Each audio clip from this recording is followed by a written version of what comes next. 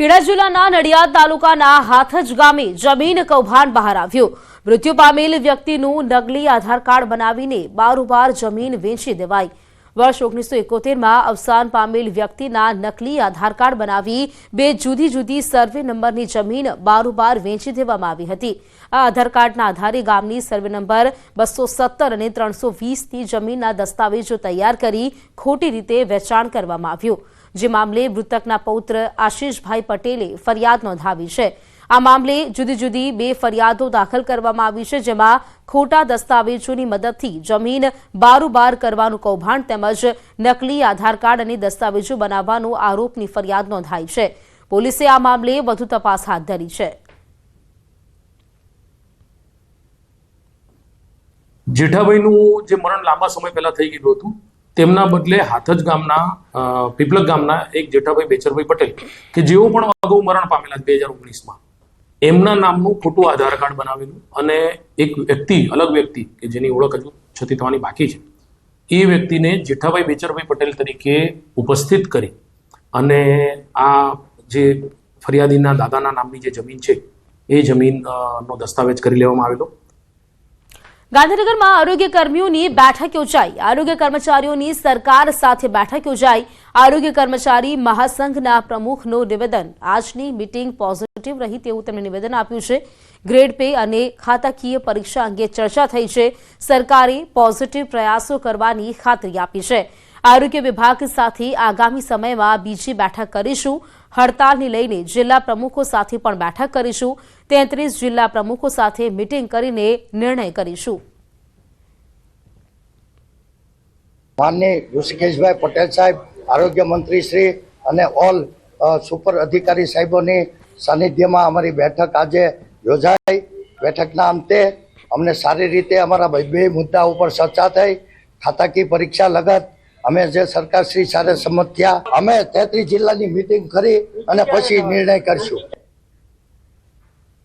સ્વામિનારાયણ સંપ્રદાયના પુસ્તકમાં ભગવાન પરશુરામને નીચા બતાવવા મામલે સુરેન્દ્રનગરમાં બ્રહ્મ સમાજે વિરોધ કર્યો। ભૂદેવોના આરાધ્ય દેવ ભગવાન પરશુરામને નીચા બતાવવામાં આવતા બ્રહ્મ સમાજમાં ભારે રોષ જોવા મળ્યો।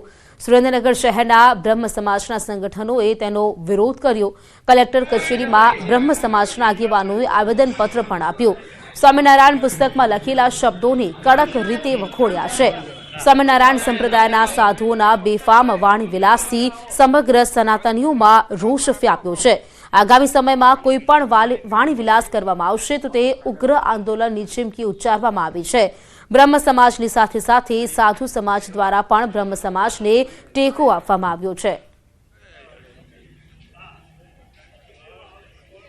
કુંડળધામ અને કારેલીબાગ વડોદરા દ્વારા પ્રકાશિત થતા લીલામૃત પુસ્તકની અંદર બ્રાહ્મણોના ઈષ્ટદેવ સનાતનીઓના છઠ્ઠા ભગવાન વિષ્ણુના અવતાર એવા પરશુરામ ભગવાન વિશે અપમાનજનક શબ્દો લખવામાં આવ્યા છે, જેનાથી સંપૂર્ણ સનાતન ધર્મની સાથે સાથે બ્રાહ્મણ સમાજ પણ ખૂબ આક્રોશિત છે।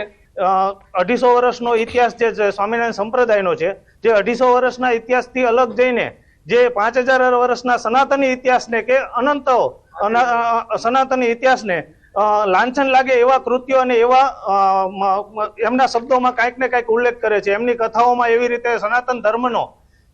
સનાતન ધર્મનું અપમાન થાય તેવું વારંવાર કરે છે। પણ સ્વામિનારાયણ સંપ્રદાયને અમે નમ્ર વિનંતી કરીએ છીએ કે એમના સાધુઓને છૂટો દોર છે જે એના ઉપર લગામ હાકે અને લગામ રાખી અને એમને મર્યાદા શીખવાડે કે સનાતન ધર્મનું અપમાન ન કરે।